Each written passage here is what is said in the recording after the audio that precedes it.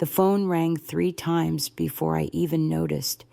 It was from a number I didn't recognize, one from across the country. It was a call I never expected to receive. As I answered, the voice on the other end delivered a message that shattered my peaceful life in an instant. "I'm sorry, Mrs. Walker, but your daughter was in a car accident last night. Despite all our efforts, we couldn't save her. Since I retired, my mornings had taken on a rhythm I never anticipated, quiet, slow, almost too quiet. I had spent most of my life rushing from one thing to the next, working endless hours at the hospital and balancing it all with raising my only daughter, Emily. But now, in the small town I called home, nestled in the rolling hills of Oregon, I had found a certain peace. My house sat on the edge of a thick pine forest, and every morning at 5:30 I brewed a pot of black tea, sat by the kitchen window, and watched the sun rise over the tall trees. It was a simple pleasure, one I never expected to have after years of hectic work. I would savor a slice of whole wheat toast, topped with homemade strawberry jam that I made myself, enjoying every quiet moment. The clock ticked softly in the background, the only sound in the house. No one called to me. No one demanded my attention. The world, it seemed, was slowing down with me, as if the very fabric of time had loosened its hold. This was what I had imagined retirement to be: peaceful, solitary, and undisturbed. But that morning, everything changed. It was the call that shattered the silence. Emily, my only child, was gone. The voice on the other end of the line, the one that told me about the accident, seemed distant and unreal. "She was brought in last night, but we couldn't save her," the man said. Those words hung in the air like a heavy fog, suffocating any sense of reality. My mind went blank, and I leaned against the fridge, feeling as though every ounce of blood had drained from my body. I still remember the ringing in my ears as the afternoon sun streamed through the windows, the warmth of the light, feeling utterly disconnected from the devastation I felt. I had always been the one to keep things together, the one who balanced it all, making sure Emily had everything she needed, even when it meant sacrificing my own peace. I wasn't perfect, but I tried. I watched my daughter grow, sent her off to college, and then on to a new life in San Francisco, where she became a counselor. Her life had been full, and I was proud of everything she had accomplished. But now, in the span of one phone call, everything I thought I understood about life and love had been upended. As I stood in the quiet of my kitchen, grappling with the incomprehensible, all I could think about was how different everything would be now. I had already packed away my hospital scrubs, folded neatly in a suitcase in the attic.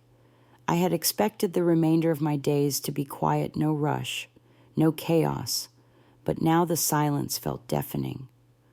My daughter was gone, and her little girl, my granddaughter, was left behind.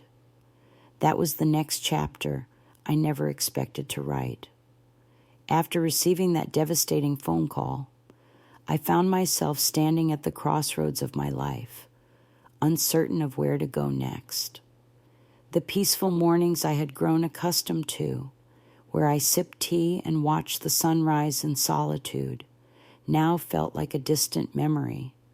I was no longer just a retired nurse enjoying her quiet days. I was a grandmother who had lost her daughter, and now I was left with a granddaughter who needed me more than ever. I rushed to San Francisco as soon as I could, the weight of grief pulling me down with every mile I drove. The flight was a blur. The cabin was filled with the hum of engines, but I couldn't focus on anything but the overwhelming silence inside me. I kept wondering, with each passing minute, what Emily's final moments had been like. Had she known I was here? Had she wanted to call me? Just once more, when I finally arrived, the cold San Francisco air hit me harder than I expected, making me pull my coat tighter around me as I wheeled my suitcase through the terminal. The city had always been a place where Emily had built her life, a place that I visited from time to time, but never really settled into. I knew the streets, but I didn't know the pain that now lay under them. I didn't ask Alan to pick me up. He was probably too overwhelmed with his own grief to be there for me, let alone his daughter. I caught a cab to their neighborhood, a quiet, middle-class area that seemed far removed from the chaos that had recently unfolded. The homes were neat, the lawns trimmed, and the streets lined with trees. But it all felt so empty now. It was as though the life Emily had built here was now a ghost, and I was left with the remnants of her absence. Alan opened the door when I knocked, and I barely recognized him. The man I had known as Emily's husband, the man who had always been quick with the joke and kept himself neat, now looked like a stranger. His face was unshaven, his eyes dull and distant. It had been years since I'd last seen him, and now the weight of everything, the death of my daughter, the wreckage of their marriage, seemed to have aged him in ways I couldn't understand. He didn't move when I entered, didn't offer to take my suitcase.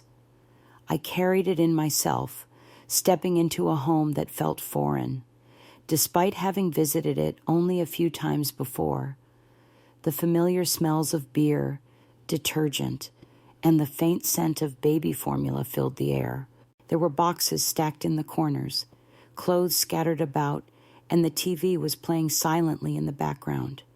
Eileen was nowhere to be seen. "Where's Eileen?" I asked, almost reflexively, as I surveyed the living room.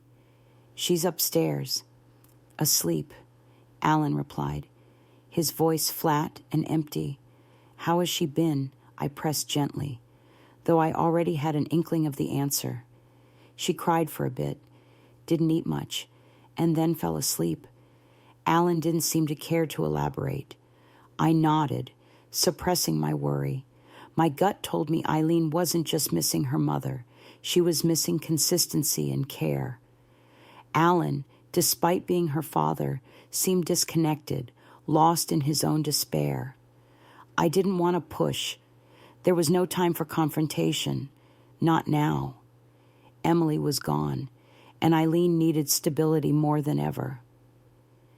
I made my way upstairs to the guest room, where the sheets were wrinkled, and the blanket looked as though it had been hastily pulled from storage.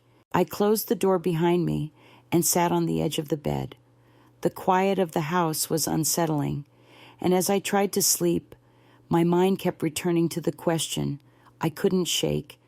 What had happened to Emily? How had it all gone so wrong?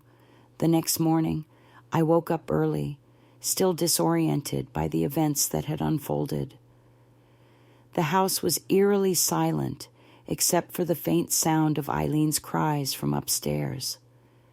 I walked into the kitchen, determined to do something, anything, to keep my mind occupied. I opened the fridge and found the remnants of a half-empty milk carton and some stale bread. As I looked around, I realized that this was not just about me or Alan. It was about Eileen, this little girl who had just lost her mother and was now caught in the middle of a situation neither of us could have prepared for. When Alan finally came downstairs, his eyes were puffy from lack of sleep, his movements sluggish. He grabbed the milk and drank straight from the carton, as if it was the only thing that could sustain him. I tried to make conversation, asked if Eileen had her regular breakfast, but Alan seemed lost in his own world. "I'm not sure," he mumbled, barely registering my concern. I didn't push it further. I knew now that I was here to be Eileen's steady hand, to provide her with the love and care that her mother, Emily, had so desperately wanted for her. I couldn't afford to waste time debating with Alan. I needed to focus on Eileen. I took her outside into the backyard that afternoon. The sun was out, and though it was still chilly, the warmth of the day seemed to comfort her. She was too quiet, almost unnaturally so for a 2-year-old, but I didn't want to press her too hard. I ran my fingers through her soft hair, so much like her mother's at that age, and I promised myself that I would protect her. No matter what happened, I wouldn't let her slip through the cracks like Emily had. As the days passed, the realization hit me hard. Emily had been living in a storm, and I had missed it. She had been drowning in a marriage filled with neglect and emotional abuse, but she had never let me see it. She had protected me, kept me in the dark, and now it was too late for me to help her. But it wasn't too late for Eileen. I knew I had to step in, to fight for her future. I wasn't sure how I would do it, but I knew this was the path Emily had hoped I would follow.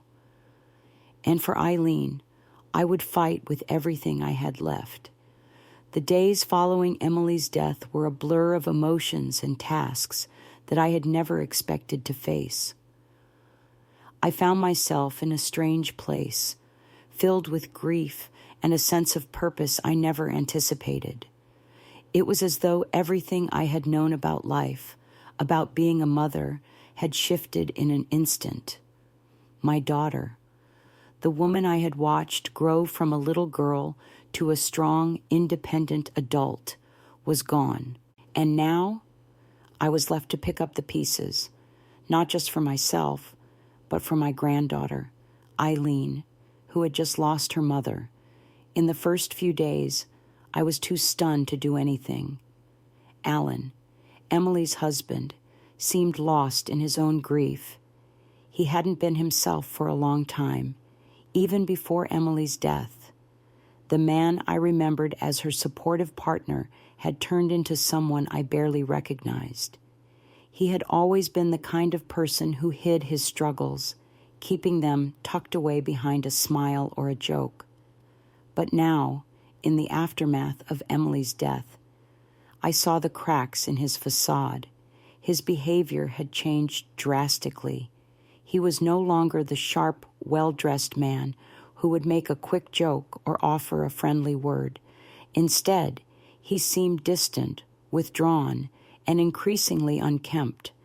I wasn't sure what had happened in the weeks and months leading up to Emily's death, but it was clear that something had gone terribly wrong in their marriage. I spent the next few days trying to settle into a routine, trying to make sense of the chaos that had enveloped our lives. I had come to San Francisco to be with Eileen, to make sure she was cared for and loved, but it wasn't as simple as just showing up and taking charge. Eileen was grieving too. She didn't fully understand what had happened, but I could see the confusion and sadness in her little eyes.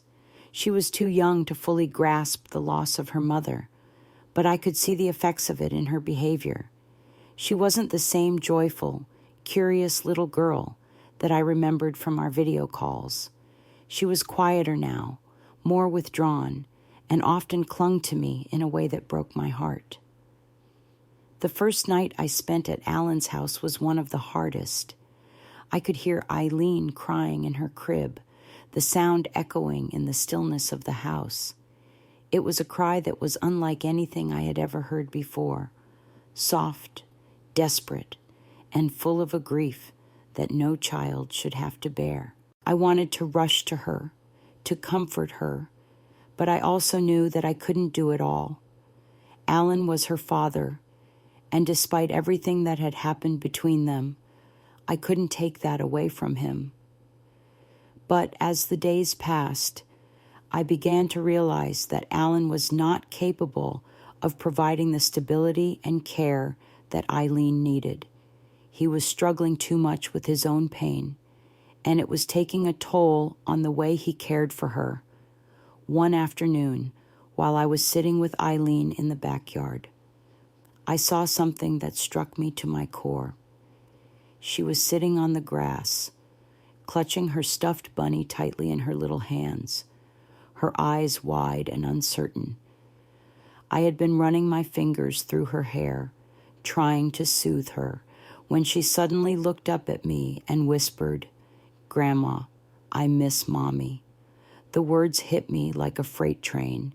I didn't know how to respond. How could I comfort her when I myself felt so lost? But in that moment, I made a silent promise to her. I would protect her. I would make sure she was never alone in this world, not like Emily had been. It was at that moment that I realized something crucial. Emily had never truly been able to leave Alan, not in the way she had wanted. She had tried to protect me from the truth, to shield me from the pain of knowing how bad things had gotten in her marriage. But now, looking at Eileen, I knew that I couldn't keep ignoring the reality of the situation. Emily had planned to leave Alan. She had made arrangements, even signed divorce papers, but she never had the chance to follow through. And now, it was up to me to carry out what she had started. As the days went by, I began to gather everything I could: papers, recordings, anything that might help me protect Eileen. I found Emily's divorce agreement, signed and dated months before her death, along with voice recordings she had made, detailing the reasons for her decision to leave Alan. The more I discovered, the more I realized just how much Emily had suffered in silence. She had been living in a storm, trying to protect her daughter and me from the truth, but in the end, she hadn't been able to save herself. And now, I was left to pick up the pieces.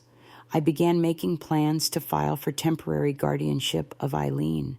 It wasn't something I ever imagined doing at this stage of my life, but I knew it was the only way to ensure Eileen's safety and well-being.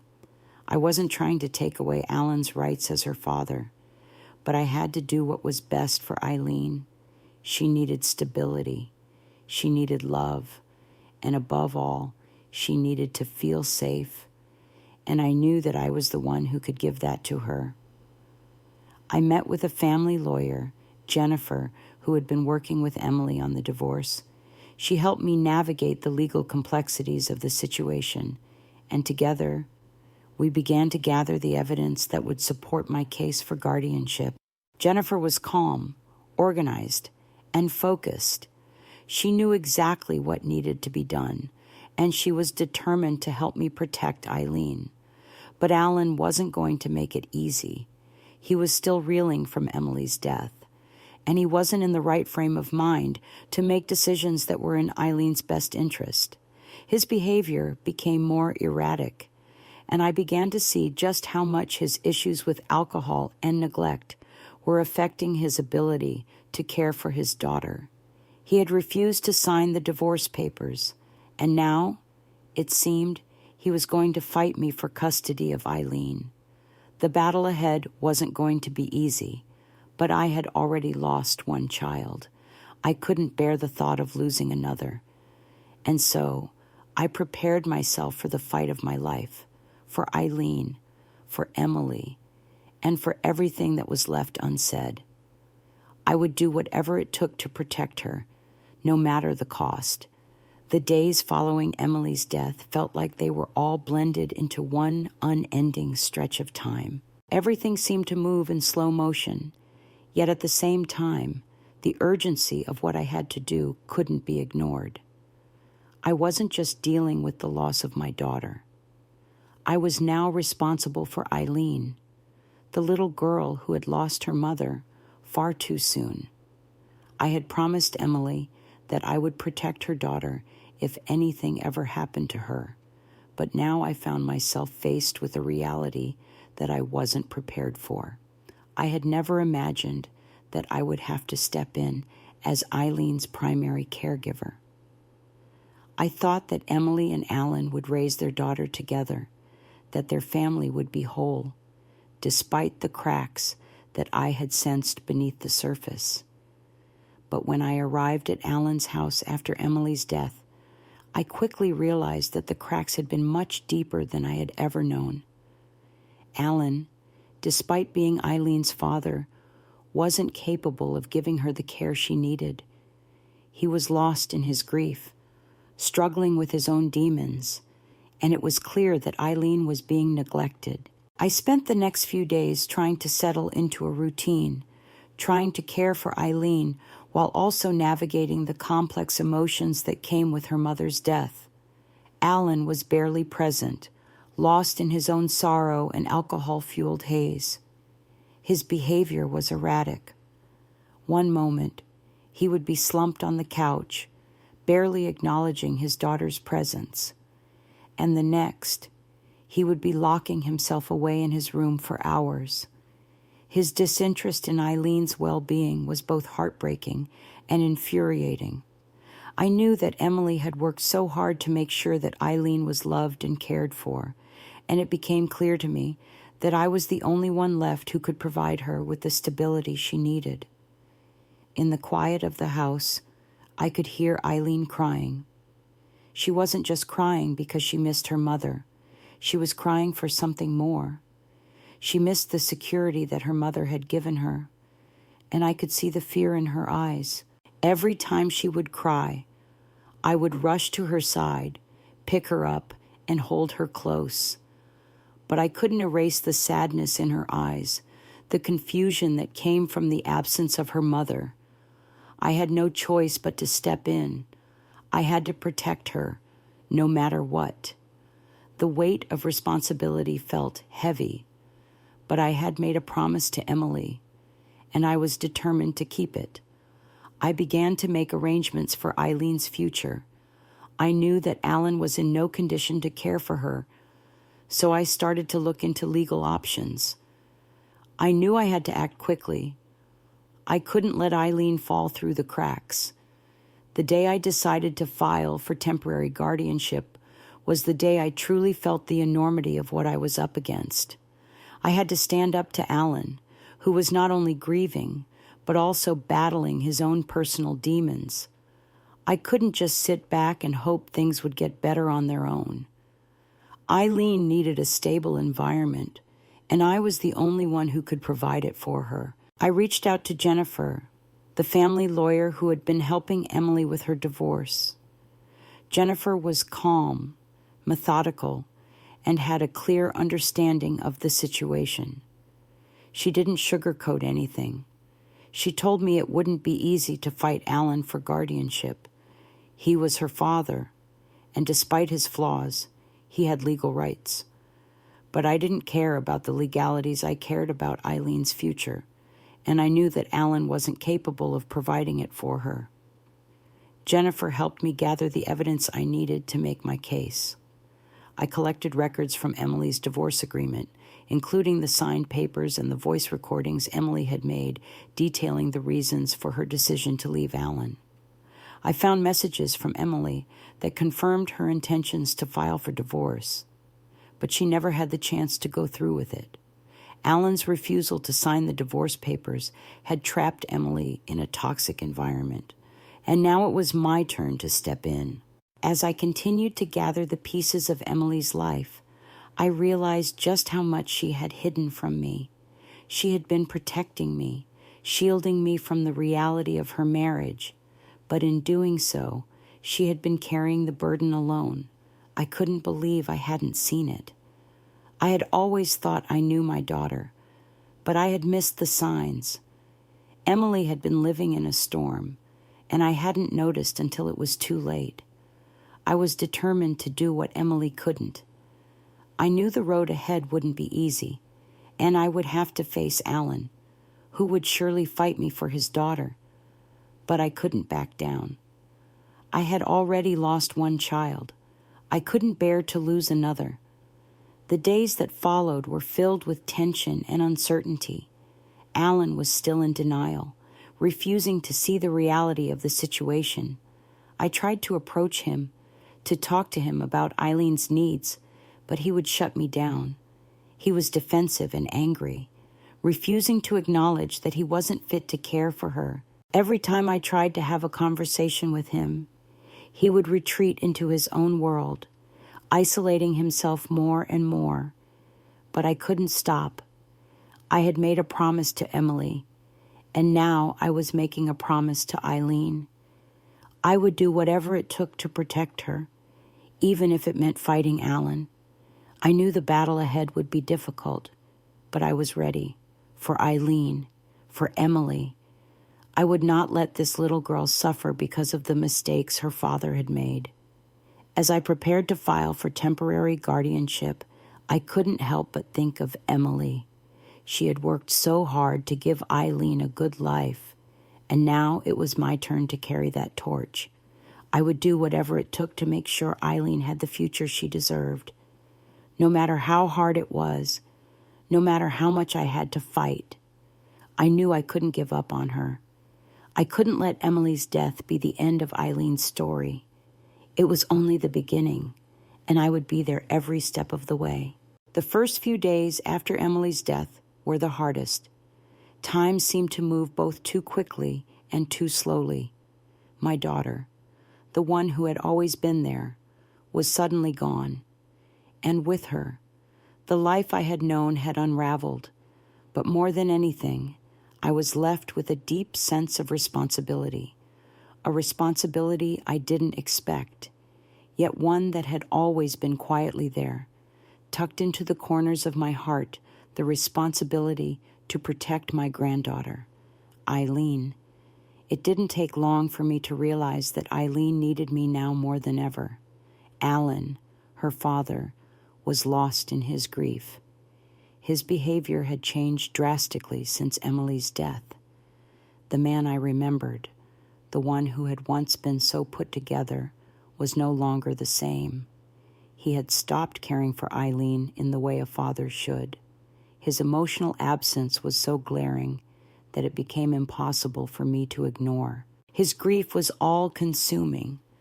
But it wasn't just that his indifference toward his daughter, his neglect, was something I couldn't turn a blind eye to. I saw Eileen struggling. She wasn't just missing her mother. She was lost, confused, and her world had suddenly been turned upside down. I watched her as she clung to me, her tiny fingers grasping at my shirt, as if trying to find something to hold on to, something stable. Her laughter, which had once been so full of life, was replaced with quiet moments of uncertainty. I knew it was a reaction to the whirlwind of emotions and loss she was experiencing. She was just a toddler, too young to fully understand death, but the grief was already taking root in her. For the first time in my life, I felt the full weight of being a grandmother. But it wasn't just about being a loving, caring figure. It was about being the protector of this little girl who had no one else. I wasn't just mourning my daughter. I was also grieving the loss of her future with her child. I had to step up and fill a role I never thought I would have to. The moment I promised Emily I would protect Eileen if anything happened to her, I had no idea just how much I would have to give of myself to keep that promise. The first thing I knew I needed to do was step in and provide Eileen with stability. It became clear to me that Alan wasn't capable of offering that stability. His neglect wasn't intentional, but it was real. It hurt to see him like that. But Eileen couldn't wait for him to get his act together. She needed me now, and that meant I had to take action. I began looking into legal avenues. I wasn't just going to sit back and watch Alan stumble through his grief while Eileen suffered. I contacted Jennifer, the family lawyer who had been helping Emily with her divorce proceedings. Jennifer had worked with Emily for months before her death, and she had a deep understanding of the situation. She didn't mince words. She made it clear that Alan had a right to Eileen as her biological father, but she also helped me understand that I had a strong case for temporary guardianship, given the circumstances. The process was difficult, emotionally draining, and at times felt overwhelming. I had to gather all the evidence I could find, not only to prove that Alan was not in a place to care for Eileen, but to show that Emily had been trying to leave him long before she died. Jennifer helped me piece together the story that Emily had left behind: recordings, notes, and even her signed divorce papers. Emily had been planning to leave Alan for months. She had grown increasingly disillusioned with his behavior, his alcohol use, his neglect of Eileen, his emotional unavailability. Emily had wanted a better life for Eileen, one where she could be raised in a stable, loving home. But she never had the chance to make that happen. I went through every document, every voice recording Emily had made, with a sense of disbelief. I never knew the full extent of the storm that had been brewing in her marriage. She had shielded me from it, protected me from seeing the truth of how unhappy she had been. I didn't want to believe it, but now, as I listened to her voice on those recordings, I couldn't ignore the reality.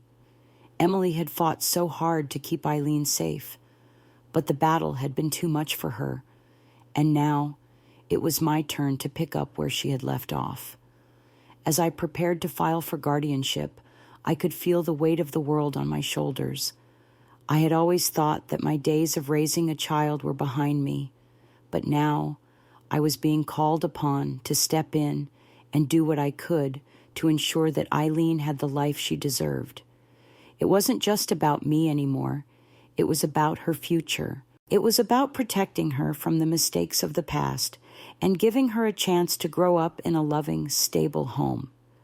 But the process wasn't easy. Alan wasn't just going to hand over his daughter without a fight. His pride, his grief, and his anger all played into his reaction. I could see the hurt in his eyes, but I knew I had to push through it. Eileen couldn't wait for him to figure himself out. She needed someone who could make decisions for her, someone who could keep her safe while her father worked through his issues. The first hearing came quickly. Jennifer and I walked into the courtroom with the hope that we could present the evidence of what had really been going on in Emily's life, to show the judge that I was the better option for Eileen's care. I stood before the judge and shared the story of my daughter, how she had worked so hard to provide for her family, how she had struggled in silence to keep everything together. I shared how I had found her divorce papers, her recordings, and her plans for a new life, one that would have been better for Eileen. I told the judge that I was simply stepping in to carry out Emily's wishes. Alan's lawyer presented his case, trying to paint him as the grieving father who was simply trying to cope with the loss of his wife. It was a convincing argument, but it wasn't enough.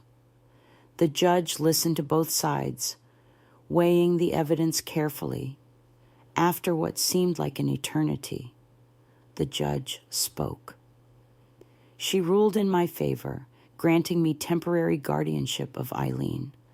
Alan was given supervised visitation rights, but I was the one who would provide the stability and care that Eileen so desperately needed.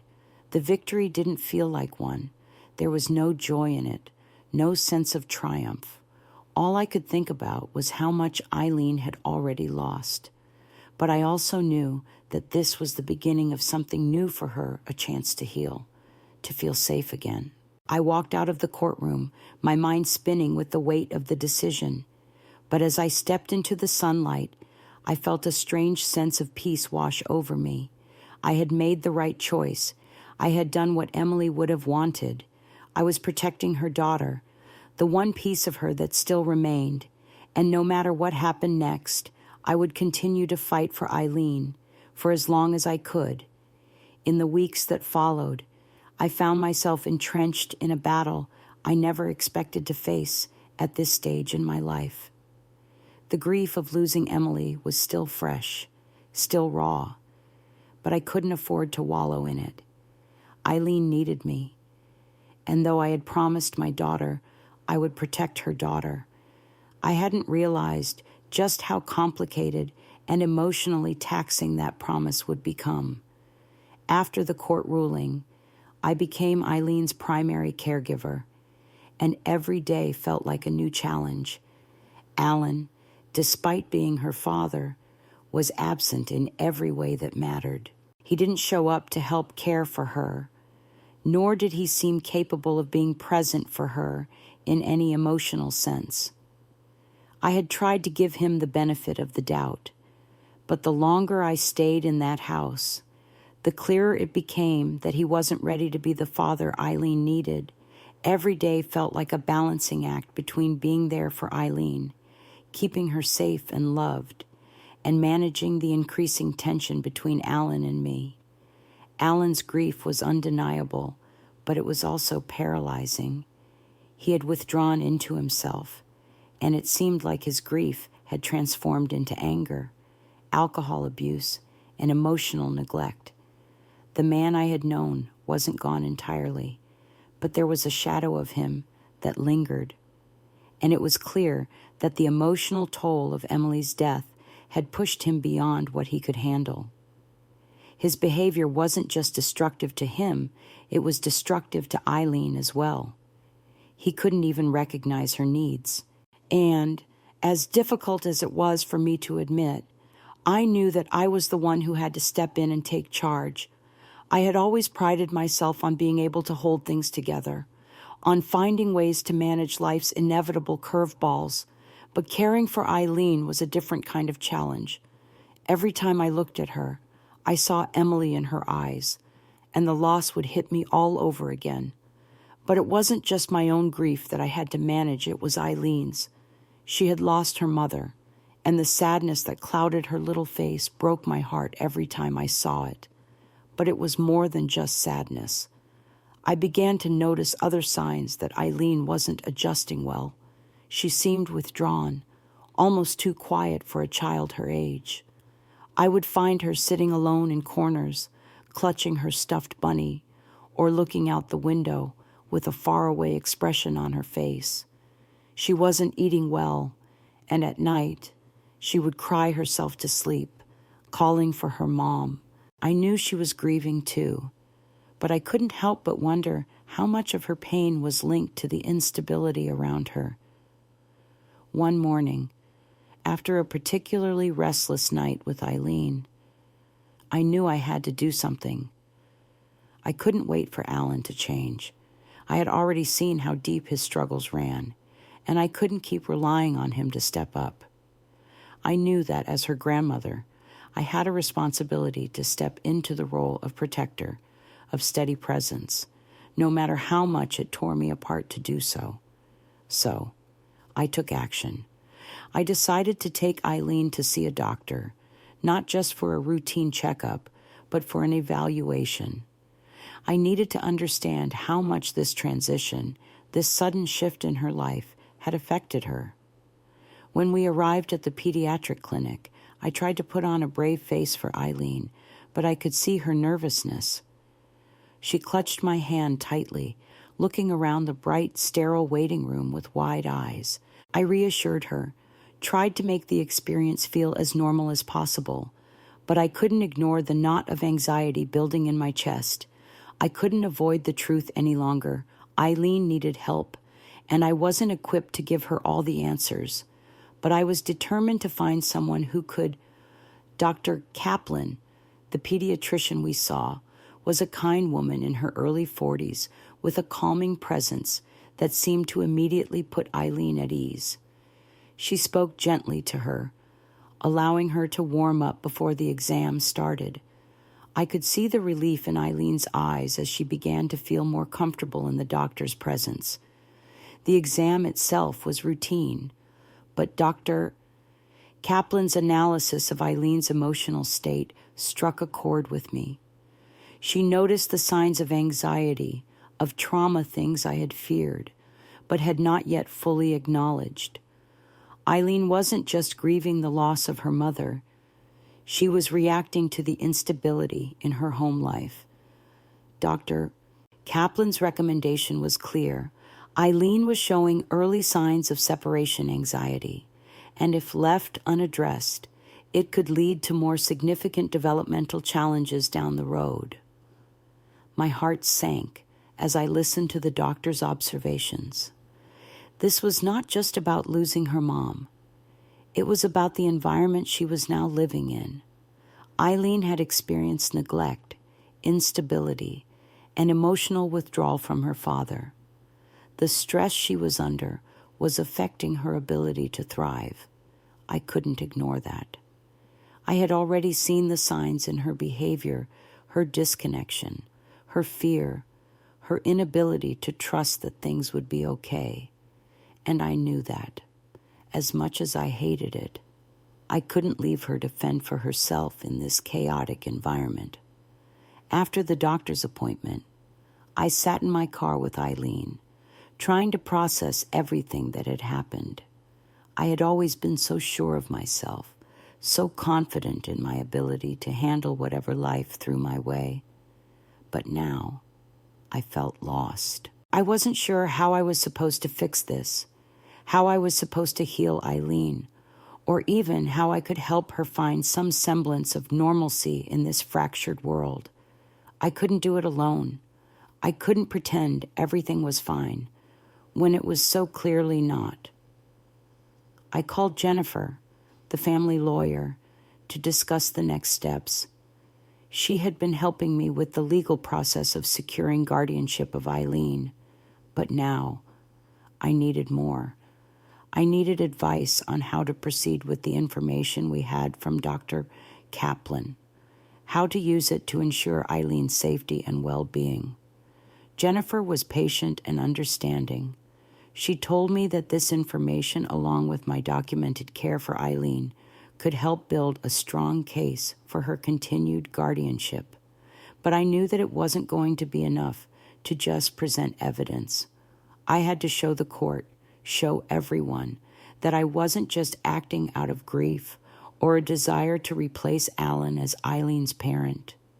I was acting out of love for Emily, for her sacrifice, for the daughter I had promised to protect. I wasn't going to let Eileen grow up in an environment where she was neglected, where she felt afraid and alone. I wasn't going to let her live through the same storm that had taken Emily's life. Over the next few weeks, I focused on Eileen's care. I started documenting everything: her meals, her behaviors, her moods. I even started a journal for her, just as I had done for Emily when she was younger. I wrote down every moment, every milestone, every step she took toward healing. I knew this wasn't going to be an easy road, but I was determined to make sure Eileen had a future where she felt loved, stable, and protected. But as I watched Eileen begin to settle into a routine, I realized something. She wasn't just healing because of the care I was providing. She was healing because she had someone who cared enough to fight for her, to step in when the world had turned its back on her. Eileen may have lost her mother, but she wasn't going to lose me. And as long as I was breathing, I would never let her feel abandoned again. The days felt longer now. In the quiet of the house, I could hear every small sound, the creak of the floorboards as I moved from room to room, the soft hum of the refrigerator, the occasional bird call from outside. But most of all, I could hear the silence that hung between Eileen and me, a silence born from grief, from the loss of a mother, and the uncertainty of a future that was still unfolding. It was still hard to believe that Emily was gone. She had been everything to Eileen, her protector, her guide, her mother. And now, in the blink of an eye, Eileen was left with a shattered world. It broke my heart every time I looked at her, to see the confusion in her eyes, the sadness that lingered even in her moments of play. Eileen had always been a bright, joyful child, full of life and curiosity. But now, she was quieter, more withdrawn. She seemed unsure, like a little bird that had lost its way. Alan, her father, was no help. In fact, he seemed to make things worse. He had always been distant, but after Emily's death, It was as though he had completely withdrawn from everything. I had hoped that he would step up for Eileen, but I soon realized that he was not capable of doing so. His grief was so overwhelming, so all-consuming, that he was unable to provide the care and attention his daughter so desperately needed. One evening, I found myself sitting in the kitchen, sipping my tea and watching Eileen play with her toys. She was sitting on the floor, her stuffed bunny clutched tightly in her hands. The silence in the room was deafening. I could feel the weight of everything, the responsibility, the grief, the fear. But there was something else, too, a quiet resolve that had been growing inside me, something I hadn't fully recognized until that moment. I couldn't change the past. I couldn't bring Emily back. But I could make sure that Eileen had a future where she was loved, cared for, and protected. I had already made the decision to fight for Eileen's guardianship. I couldn't stand by and watch her suffer in an environment where she wasn't being cared for, where her needs were being ignored. Alan was a father by blood, but he wasn't capable of being the father Eileen needed. And so, I began to prepare for the legal battle ahead. I knew it wouldn't be easy. Alan wasn't going to just hand over his daughter, and I understood that. But the more I saw Eileen struggle, the more I realized I couldn't afford to wait for things to improve. I couldn't wait for Alan to pull himself together. I had to act, and I had to act fast. I contacted Jennifer, the lawyer who had been helping Emily with her divorce, and we began to gather the necessary evidence to support my case. I went through Emily's things, her journals, her notes, her recordings, and pieced together the story of her life, of her struggles, and of the decisions she had made. It was clear to me now that Emily had been living in a storm, trying to protect Eileen from the chaos that surrounded her. She had been planning to leave Alan long before she passed, but she had never had the chance to do so. Jennifer helped me understand the legalities of the situation. It wasn't just about proving that I was a better caregiver for Eileen.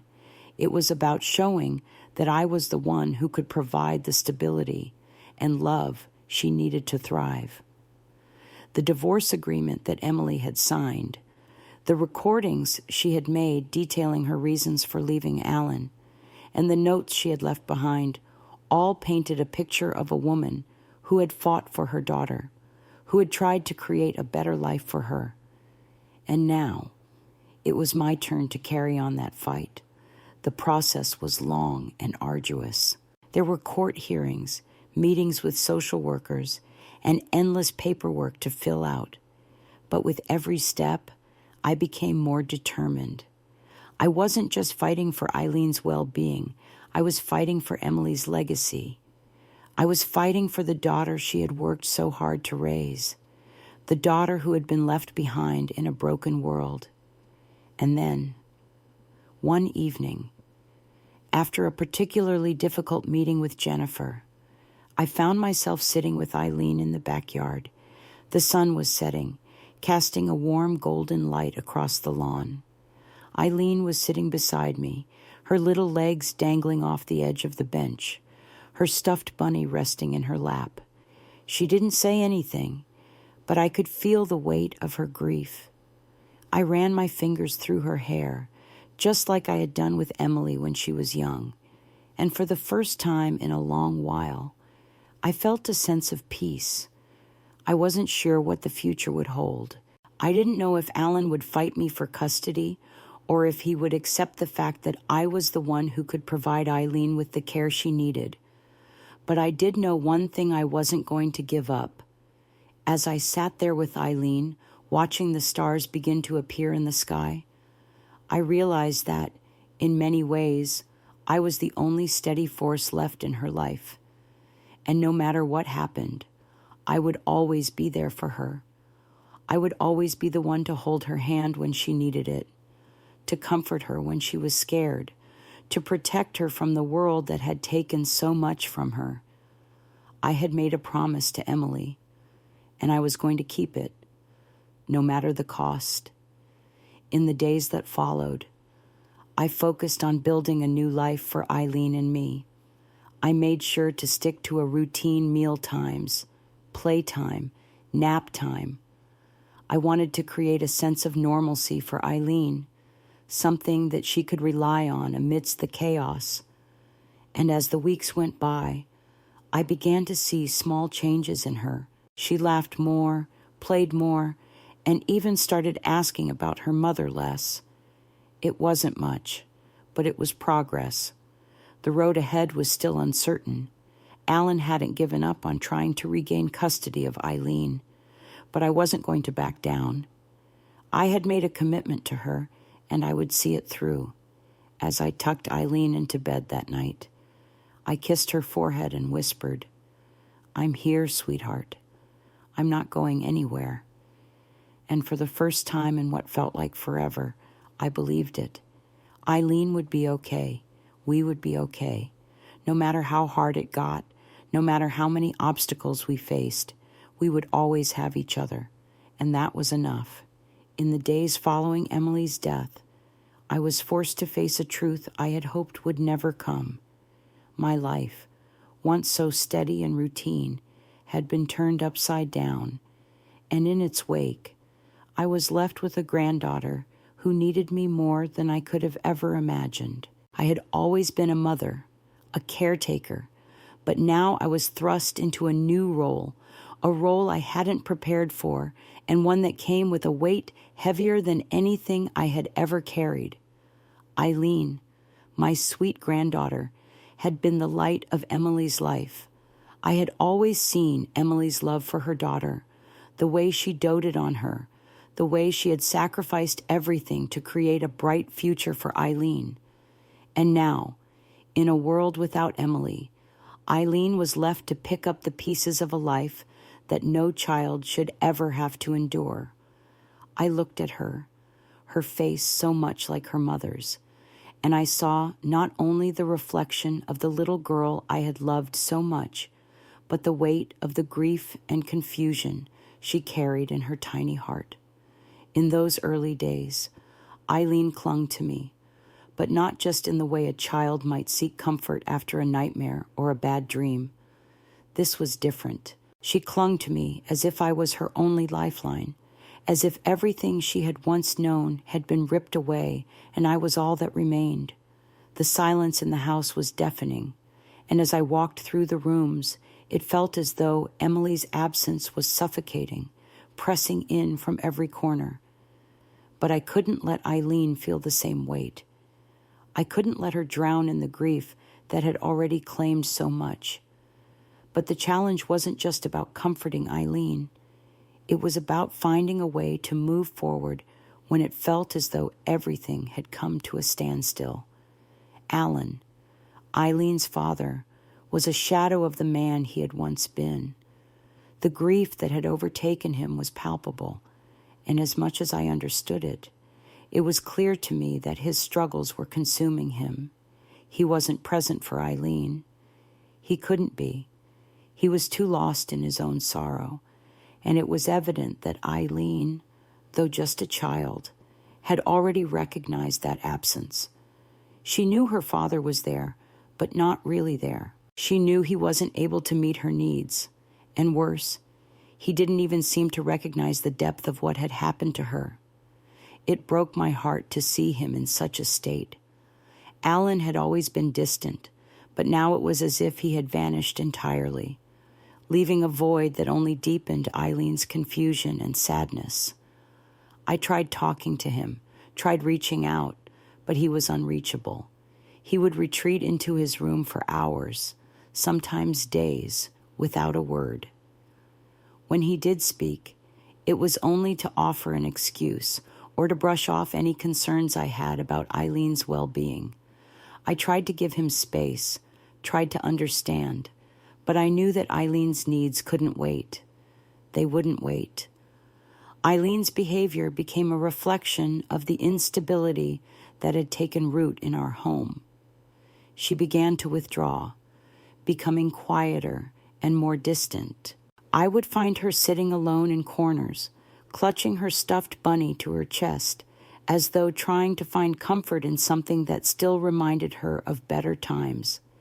She didn't cry much, but I could see the sorrow in her eyes, and every time I looked at her, I was reminded of Emily, of the promise I had made to protect her daughter, to be the one constant in her life that she could count on. I knew what I had to do. I couldn't rely on Alan to step up, and the court system was the last place I wanted to go. But it was clear to me that Eileen needed stability, she needed structure, and she needed to feel safe again. The first thing I did was contact Jennifer, the family lawyer who had been helping Emily with her divorce. Jennifer was empathetic and understood the complexities of the situation. She had worked with Emily for months before her death, and now she was helping me navigate the legal process of becoming Eileen's legal guardian. The legal process wasn't easy. It never is. But as Jennifer and I began to gather the necessary documents, the truth about Emily's marriage and about Alan's role in Eileen's life became painfully clear. Emily had been planning to leave Alan for months, but she hadn't had the chance. She had recorded her thoughts, her feelings, and even made a plan to divorce him, all of which was documented and left behind, in her voice. I could hear the pain she had carried for so long, but I also heard her determination to protect Eileen, to create a future for her where she was safe and loved. I found the divorce papers that Emily had signed, and with Jennifer's help, we began to build a case for Eileen's guardianship. I knew that Alan would fight me for custody, but I also knew that his inability to care for Eileen made it clear that I was her best option. I had already seen how Eileen struggled with his emotional neglect. I knew she needed more than what Alan could offer. I was determined to make sure that she would never be left to fend for herself again. In the meantime, I focused on Eileen. I kept a strict routine, making sure she had meals at the same time every day, that she had time to play, time to rest, and time to talk about her feelings. I didn't force her to open up, but I made sure she knew I was there when she needed me. Slowly, she began to come out of her shell. She started playing again, began asking questions about her mother, and even started showing interest in things she had once loved. It wasn't easy, and there were still days when she would cry, clutching her stuffed bunny and asking for her mom. But I could see the progress. It was also during this time that I began to feel the weight of Emily's absence most acutely. I had always been a mother, but now I was stepping into a role I had never imagined I would need to play.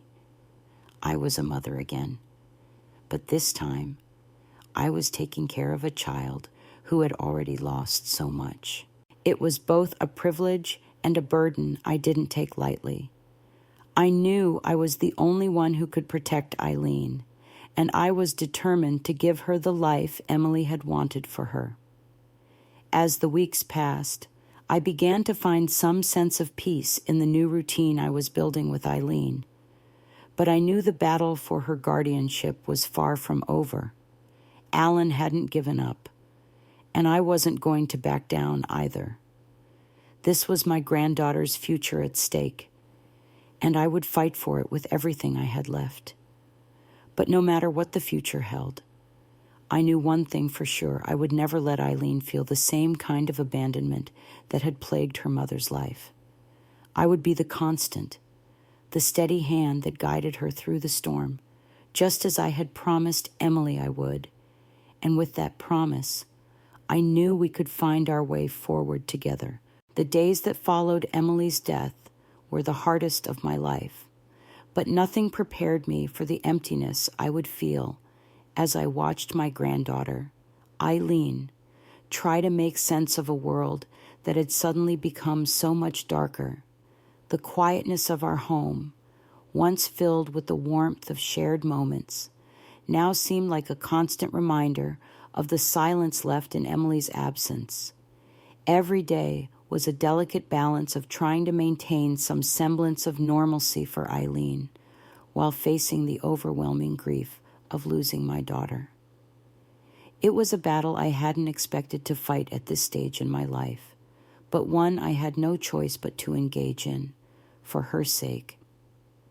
Eileen had always been a joyful child, her laughter bright and carefree, but that had changed the moment her mother was taken from her. In the weeks following Emily's death, I could see the sadness creeping into her little heart. She was withdrawn, more reserved than I had ever seen her.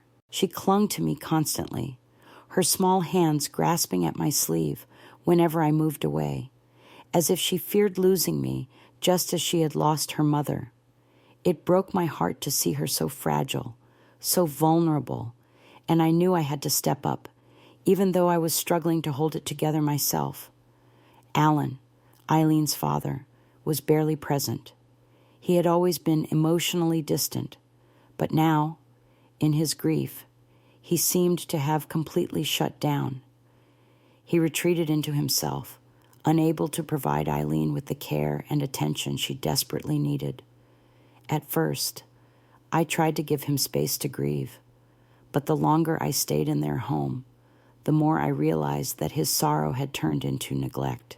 He was physically present, but emotionally absent. His behavior had become erratic.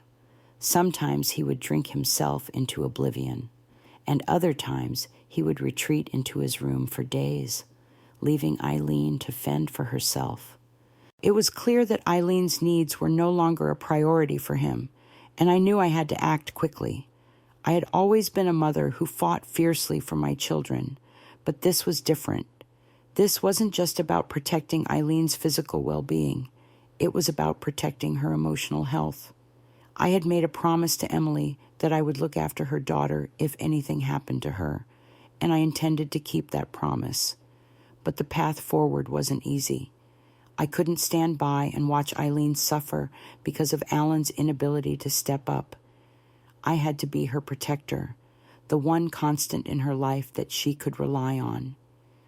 The first thing I did was reach out to Jennifer, the family lawyer who had been helping Emily with her divorce. Jennifer had been working with Emily for months, and she understood the complexities of the situation.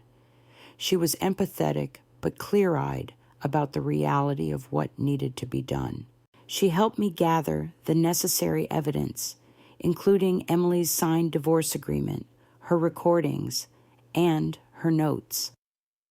Emily had been planning to leave Alan for months, but she had never had the chance to follow through. She had written down everything, every reason she had for wanting to leave him, the emotional abuse she had endured, and her plans for Eileen's future. As I sat with Jennifer, going through all the documents Emily had left behind, I couldn't help but feel a deep sense of loss. Emily had been living in a storm for so long, trying to shield me and Eileen from the turmoil in her marriage. But now, in the wake of her death, the storm had broken, and the damage was clear. I could see how much Emily had been struggling, how much she had been sacrificing to protect Eileen. And now, it was my turn to step in, to carry on what Emily had started. I knew it wasn't going to be easy. Alan would fight me for custody, no matter how much I knew he wasn't capable of caring for Eileen. He was her father, after all. But the more I saw of his behavior, the more I understood that he wasn't capable of being the father Eileen needed. I would have to fight for her future, and I wasn't going to back down. The process of securing guardianship was exhausting. There were endless court hearings, meetings with social workers, and discussions with Jennifer about the best strategy to present to the court. But as difficult as it was, I knew that I had to do this for Eileen. She needed stability, and I was the one who could provide it for her. I wasn't just trying to take Alan's place as her parent. I was trying to protect her from the emotional damage I could see starting to take root in her young heart. She didn't deserve to be caught in the crossfire of her parents' failed marriage. She deserved to be loved, to be nurtured, and to have a chance at a life where she felt safe. Throughout the legal process, I watched Eileen closely. I made sure to keep track of her routines, her meals, her emotional state. I even started a journal for her, just as I had for Emily when she was little. I documented the small victories, the moments when Eileen would smile or ask to play with her toys. I held on to those moments tightly, knowing they were fleeting but precious. In the midst of the chaos, I needed to hold on to the hope that things could get better. But things didn't always go smoothly. Alan continued to spiral into his own grief and addictions, while I found myself having to fill the gaps that he left behind. It wasn't just about caring for Eileen's physical needs. It was about being there emotionally for her as well. She missed her mother deeply, and though she was too young to fully understand the loss, I could see the effect it had on her. Every time she would ask for her mom, I would feel the weight of her grief crushing me from the inside. But I couldn't show her my own sorrow. I had to be strong for her, to reassure her that she wasn't alone, even as I felt the loss of Emily deeply within myself. One afternoon, as I was sitting with Eileen in the backyard, watching her play with her favorite doll, I realized something profound. Eileen had become my anchor, the one thing in my life that kept me moving forward. She was so small, so fragile, but her resilience was something I admired more than anything. As I watched her laugh softly at the doll she was pretending to feed, I made a silent promise to her. I would do whatever it took to protect her, to give her the life that Emily had always dreamed of for her. I couldn't bring Emily back, but I could make sure that her daughter had a future where she was safe and loved. Alan may have been Eileen's father, but I was the one who could offer her the stability she needed. The battle for guardianship wasn't over, but I knew in my heart that no matter what happened, I was doing the right thing. For Eileen, for Emily, for the future that had been torn apart but was still waiting to be rebuilt, and I would be there every step of the way. After everything I went through, losing my daughter, stepping into a role I never imagined I'd have to take on, and fighting for the future of my granddaughter, I learned one important truth. Life is never as certain as we think it is. We can plan, we can hope, but sometimes the unexpected happens, and we have no choice but to adapt and do what we can to move forward. Through all of this, I discovered that the greatest strength lies not in how much we endure, but in our ability to rise up for the people we love, even when we're at our lowest. Life is fragile and time is fleeting. The most important thing is to cherish the moments we have with those we love and never take them for granted. Always be prepared to step up for the ones who matter most, even when you feel like you can't go on. Strength doesn't come from avoiding challenges, but from facing them with courage and love. Remember, it's never too late to start doing what's best for the people you care about. If this story resonated with you, please take a moment to share your thoughts in the comments below. I'd love to hear how you found strength in the face of adversity. Don't forget to subscribe to our channel for more heartfelt stories that inspire. Together, let's keep learning and growing through life's challenges.